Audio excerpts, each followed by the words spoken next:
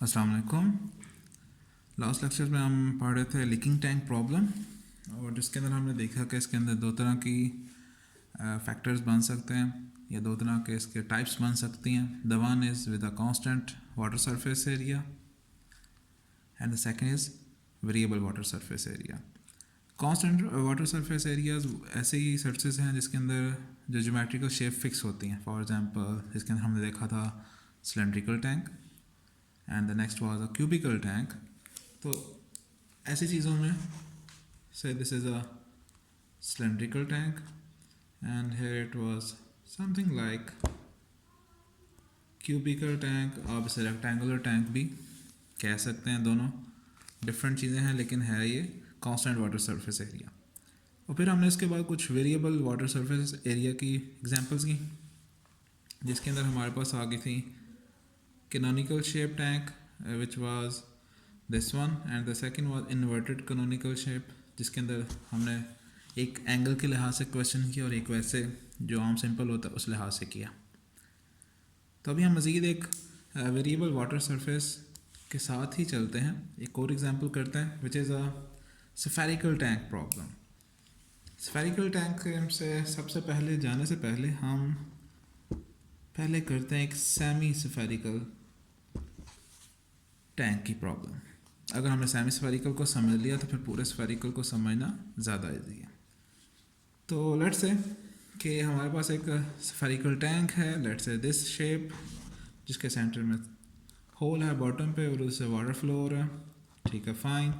अब चूँकि ये सेमी स्फेरिकल टैंक है तो इसका कोई ना कोई रेडियस होगा। Let's say its radius is R, fix, simple R. और चूँकि स्फेरिकल या सेमी स्फेरिकल में हमारे पास एक ही वेरिएबल गिवन होता है विच इज़ आर, और उसी के ऊपर कंपोजिशन सारी होती है, तब हम इसको लेकर चलते हैं।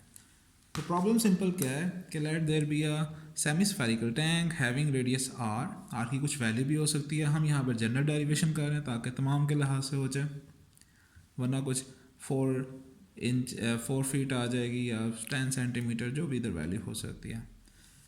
And there is a hole at the bottom which has a radius, कुछ ना कुछ रेडियस ऑफ ए होल भी होगा, उसकी कोई वैल्यू होगी। And find the height h in A water tank eight any time t। तो चूँकि हमें ये सारी चीज़ें इनके वेरिएबल्स पता है कि what is A W, what is A H, तो इसको मैं ज़रा यहाँ पर शॉर्ट करके लिख रहा हूँ ताकि हमारा टाइम बचत हो जाए। तो the differential equation for leaking tank problem, सबसे पहले हम यही लिखेंगे कि we are using leaking tank model and whose differential equation is dH over dt which is equal to minus AH contraction factor square root 2 G H of t divided by A of W, and there must be a one initial condition, so that is HT is equal to 0 is H not. चलिए थोड़ा सा मैंने आपको separate करके लिख दिया। यहाँ पर हमें पता है कि what is A H, it is a area of a hole, जो भी इसका एरिया होगा। A W, area of a water surface. Let's say at any time T this is our water surface, तो ये क्या कहलाएगी, एरिया ए डब्ल्यू। फिगर थोड़ी सी छोटी बन गई तो इसे हम थोड़ा सा कैपिटल का थोड़ा सा जूम कर लेते हैं, तो एक मैं बड़ी फिगर बना लेता हूँ ताकि हमें अंडरस्टैंडिंग हो जाए। So let's say the tank is initially full, तो जो हमारा वाटर सरफेस इनिशियली होगा दैट इज दिस वन। अब चूंकि ये सेमी स्फेरिकल टैंक है तो इसकी हाइट क्या होगी, दैट विल बी आर। चूंकि पूरे का पूरा रेडियस ही बनता है, इधर भी आर है इधर भी आर, तभी ये स्फेरिकल या सेमी स्फेरिकल टैंक कहलाता है। And let's say at any time t the height of a water surface is h of t, और यहाँ पर जो हमारे पास लेवल बनेगा, this is your water surface and let rw be the radius of a water surface at any time t या at height h of t। Okay, तो water is flowing from the bottom.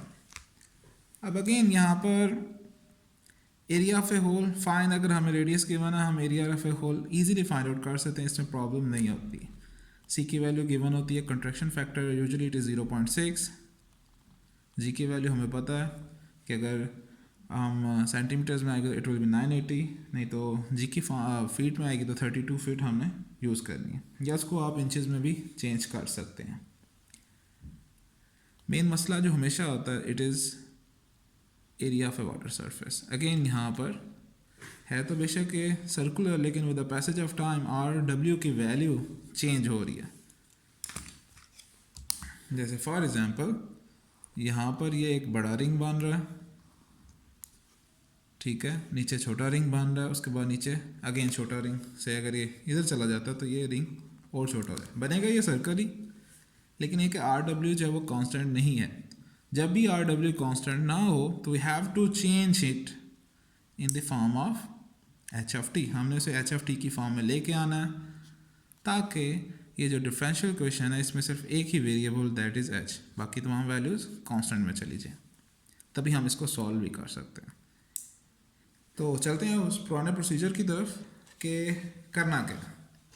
यहाँ पर मैं आपको general समझा रहा हूँ कि जब भी अगर किस तरह का कोई क्वेश्चन आ जाएगा तो आपने आर एफ डब्ल्यू कैसे फाइंड आउट करना है। बाकी आप उस क्वेश्चन के नेचर के मुताबिक व्हाट इज़ रेडियस उसकी वैल्यूज़ इधर लगाकर पुट कर सकते हैं। और चूँकि ये चीज़ें सारी पिछली प्रॉब्लम्स जो हमने कर ली हुई हैं, तो अब हमारा फोकस जो है वो डेरिवेशन ए एफ डब्ल्यू पे है। तो सबसे पहले हम अगेन एक क्रॉस सेक्शन लेंगे, वर्टिकल क्रॉस सेक्शन इस तरह।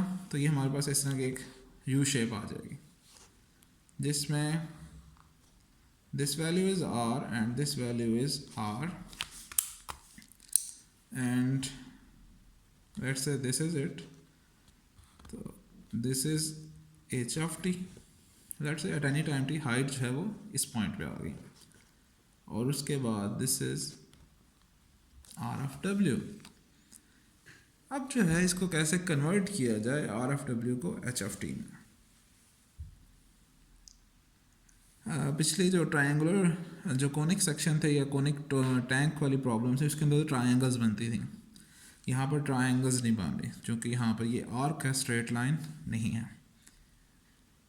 तो we have to find some triangle. क्योंकि अगर ट्रायंगल हमारे पास आ जाए तो फिर हम इजीली इन चीज़ों को आपस में कन्वर्ट कर सकते हैं। जैसे यहाँ पर एक 90 का एंगल है, लेकिन लेट्स से अगर हम इसको कनेक्ट भी करते हैं इधर इस तरह, तो ये वाली चीज़ जो इसका तो बनाना हाइपोटेन्यूज, इसका हमें पता नहीं है। ओके, एक 90 का एंगल यहाँ पर भी बन रहा है, इसको कनेक्ट करते हैं। अब ये क्या है, दिस इज़ अगेन आर, चूँकि पूरे जो यू शेप है इसके ऊपर अगर आप सेंटर से मिलाओगे तो दिस इज़ रेडियस, बिकॉज ये एक सर्कल बन रहा है, इसलिए ये सेमी सर्कल है ना, इसको हम रोटेट कर दें अगर तो it is a semi spherical tank, तो इट इज़ इट्स प्रॉपर्टी। इसको हम थोड़ा सा मज़ीद क्लैरिफाई कर देते हैं इधर ताकि आपको शेप वाज़ेह हो जाए। अब मैं हाफ सेक्शन ले रहा हूँ क्योंकि जो हमने करना है उसके मुताबिक ही होगा। So this is R, fine, this is H F T, this is RW, this is 90 angle, this is again R, and this is again R। यहाँ पर ये प्रॉब्लम था कि हमें इस हाइपोटेन्यूज का नहीं पता, यहाँ पर हमें इस हाइपोटेन्यूज का पता है, this is radius, this is RW। अगर हमें अब ये वाला जो परपेंडिकुलर है इसका पता चल जाए तो हम फिर आपस में इनका कनेक्शन बना सकते हैं। चूँकि आर भी फिक्स है, यहाँ पर जो कनेक्शन है it should be in the form of H of T, तो वो हम इजीली निकाल सकते हैं कि टोटल हाइट जो है it is R and this portion is H of T. तो ये वाला पोर्शन क्या बन जाएगा, R minus H of T. पूरे पैच में से इतना पैच निकालें तो ये वाला पैच बच जाएगा। अब हमारे पास सारी चीज़ें पूरी होगी। तो let's say this is A, this is B, this is C. तो in triangle A B C, ठीक है, 90 का एंगल ये है, और सेकेंड एंगल हम दिस वन कर लेते हैं, this is a base, this is R and this is R minus H of T. तो हमारे पास जो फार्मूला है वो क्या बनेगा कि आर स्क्वायर या आर डब्ल्यू निकालना, तो हाइपोटेन्यूज में से परपेंडिकुलर के स्क्वायर को माइनस कर देंगे। तो by using Pythagoras theorem R W square is equal to R square minus R minus H of T square. अब इसको थोड़ा सा सिंप्लीफाई कर लेते हैं, बिकॉज ये आर स्क्वायर और यहाँ पर भी आर स्क्वायर बनेगा तो आपस में कैंसिल आउट हो जाएंगे, तो इसलिए हम इसको थोड़ा सा ओपन कर लेते हैं। R square minus R square plus H square, मैं यहाँ पर टी नहीं लिख रहा क्योंकि हमें पता है H is H of T, two are H. Okay ji, minus से मल्टीप्लाई कर दें, R square minus H square, oh sorry यहाँ पर माइनस आएगा क्योंकि हम माइनस का स्क्वायर ओपन कर रहे हैं, तो plus two are h, r square cancel and we have r square of डब्ल्यू। सो यहाँ से हमने अब आर ऑफ डब्ल्यू की वैल्यू निकाल ली, तो वो हम इधर लिखने लगे हैं कि आर ऑफ डब्ल्यू इज इक्वल टू, चलो थोड़ा सा इधर कर लूँ, two are h minus a square, this is r square. तो what is area of a hole, तो area of a water surface, not hole, area of a water surface because it is a circle ring, तो it will be pi are square. मैंने तभी यहाँ पर square root नहीं लिया क्योंकि हमें आर स्क्वायर की वैल्यू चाहिए, आर की नहीं, तो इसलिए हम एक दफ़ा स्क्वायर रूट लगाएं फिर इधर दोबारा पुट करके स्क्वायर रूट कैंसिल आउट करें, तो हम डायरेक्ट ये वाली वैल्यू यूज़ कर सकते हैं। तो pi two are h minus H square. तो अब जो है आप एक जो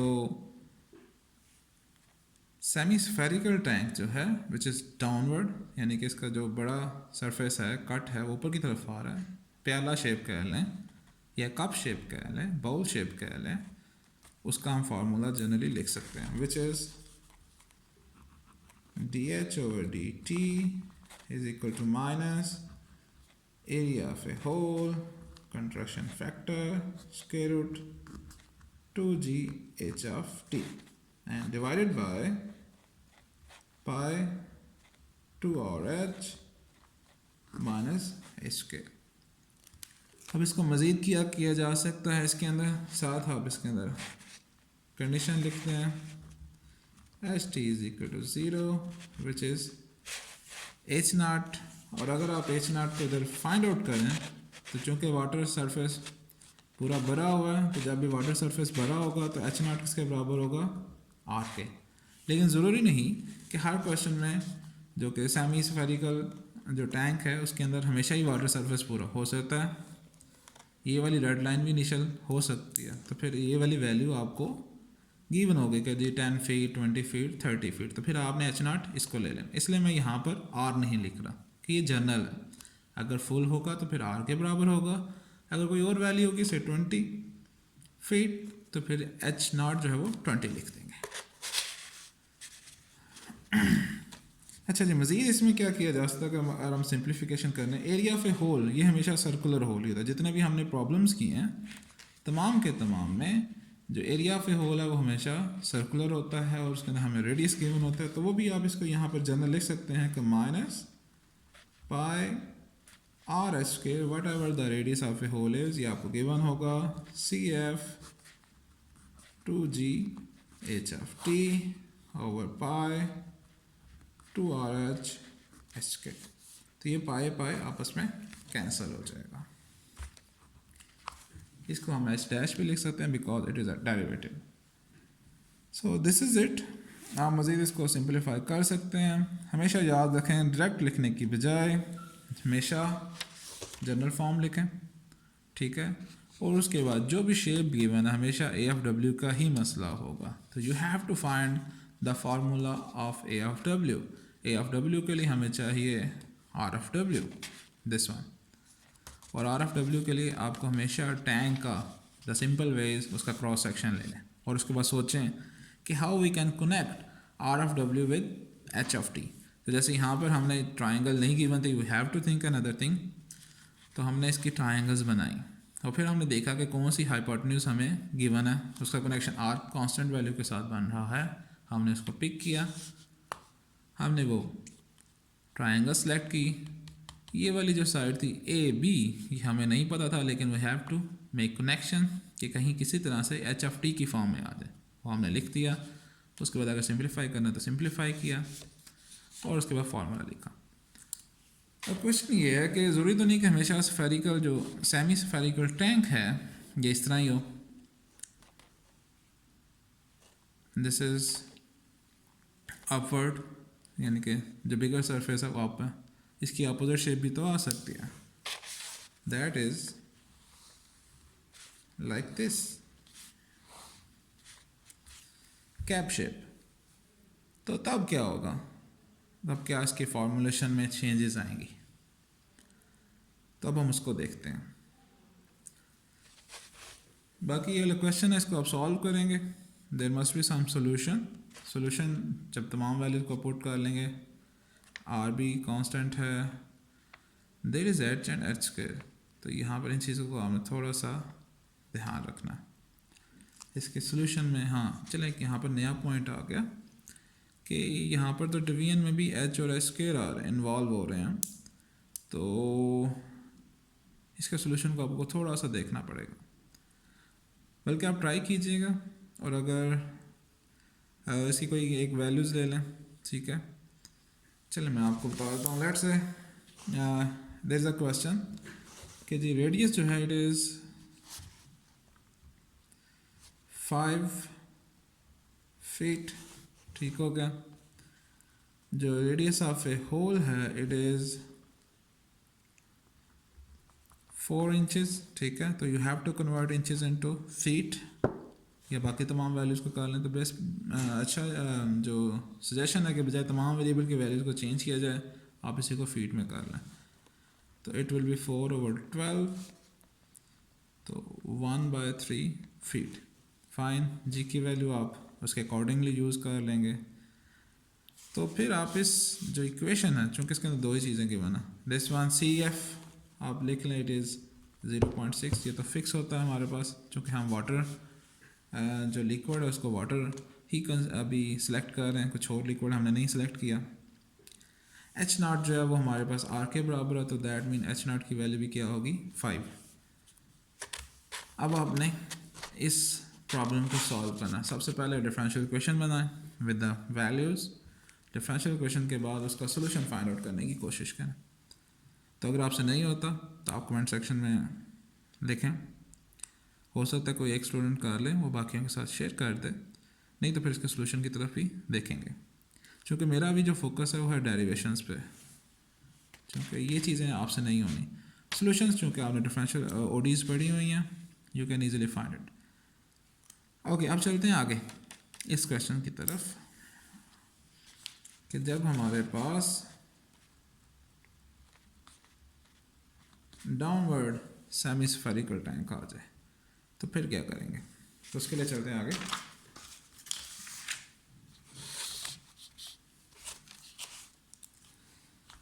let's say this is the shape, इसे आप डूम शेप भी कह सकते हैं, ठीक है। ये अगर आप देखें तो इग्लो वगैरह जो होते हैं ये अंटार्कटिका वगैरह में, तो उनके जो घर होते हैं वो भी इस तरह डूम शेप में बनते हैं, प्लास्टिक जो है आइस के क्यूब्स के साथ। तो let's say we have a semi spherical tank which is downward, ठीक है, और its radius is R and there is a hole at the bottom through which water is flowing, and we have to find the height of a water level. So this will be h of t, like this one, तो ये वाला जो portion होगा that will be R of W and let's say tank is initially full, तो ये पूरे का पूरा, तो we can say full tank. Again the differential equation will be the same, यहाँ पर भी आप लिखेंगे कि D H over D T is equal to minus A, okay ji, area of a hole, contraction factor square root 2 g h of t divided by area of a water surface, whereas t is equal to 0 is h naught। ये मैं बार बार इसलिए लिख रहा हूँ ताकि आपको याद हो जाए, ठीक है। और लास्ट लेक्चर में गलती ये भी हो गई थी कि स्क्वायर रूट 2 मैंने नीचे लिख दिया था, तो वो मैंने लास्ट वीडियो के जो है डिस्क्रिप्शन उसके अंदर मैंने डिटेल में लिख दिया हुआ है, आप लोग भी याद रखें। कैलकुलेशंस उसकी ठीक थी, लेकिन इस मसला ये था कि डिफरेंशियल इक्वेशन में स्क्वायर रूट 2 यहाँ पर आएगा, जब हमने इसको सॉल्व किया था जनरल सोल्यूशन फिर स्क्वायर रूट 2 नीचे आ रहा था, तो आप उसको रहने दीजिएगा, उसको इग्नोर कीजिएगा, इधर जो लिखा होता था उसकी जगह यहाँ पर स्क्वायर रूट 2 लिख लें। नीचे जो आंसर थे दैट वाज फाइन, चूँकि वो मैंने पहले कैलकुलेट किया था, ये सिर्फ इसको लिखने में गलती होगी। तो इसका बेस्ट सोल्यूशन क्या है कि डिफरेंशियल इक्वेशन आपको सही याद है, हर दफ़ा क्वेश्चन में आप इस तरह लिखें, आपको खुद ही याद हो जाएगी।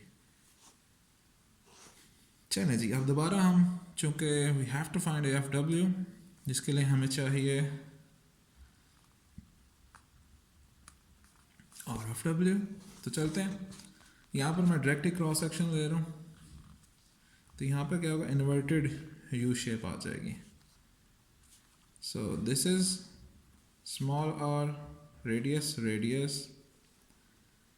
And let's say this is H of T की जगह पर मैं एच लिख रहा हूँ, and this is R of W.